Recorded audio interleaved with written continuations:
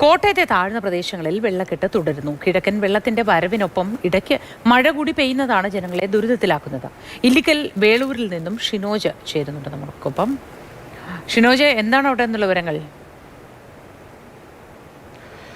അതിശക്തമായ മഴ കോട്ടയം ജില്ലയിൽ നിലവിൽ ഒരിടത്തും തന്നെ പെയ്യുന്നില്ല. അതേസമയം തന്നെ ചെറിയ രീതിയിലുള്ള മഴ ഇടവിട്ട് പലയിടങ്ങളിലുമൊക്കെ തന്നെ പെയ്യുന്നുണ്ട്.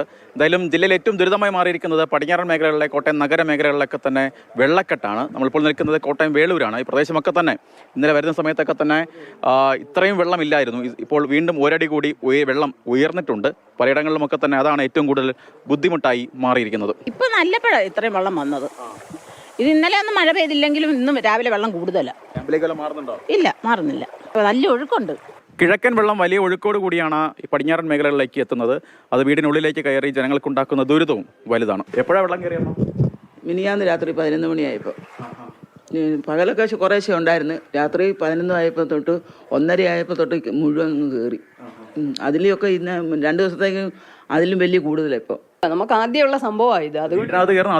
ആദ്യമായിട്ടാണ്. അതുകൊണ്ട് നമുക്ക് ഭയങ്കര വിഷമമെന്ന് പറഞ്ഞാൽ നമുക്കൊക്കെ ഇത്രയും പ്രായമായവരല്ലേ, അപ്പോൾ അവർക്ക് അതിൻ്റെതായിട്ടുള്ള ബുദ്ധിമുട്ടുണ്ടല്ലോ. പിന്നെ നമ്മളെക്കാൾ അനുഭവിക്കുന്നവരുണ്ടല്ലോ എന്ന് ഓർക്കുമ്പോൾ നമുക്കൊന്നും അല്ലെന്ന് ഒരു ഭക്ഷണം ഞങ്ങൾ വെള്ളത്തിനകത്ത് വെക്കും. വേറെ വഴിയില്ല. വെള്ളം മേടിക്കാൻ പോകണമെങ്കിൽ വണ്ടിയില്ലല്ലോ, ടൗണിൽ പോകണ്ടേ.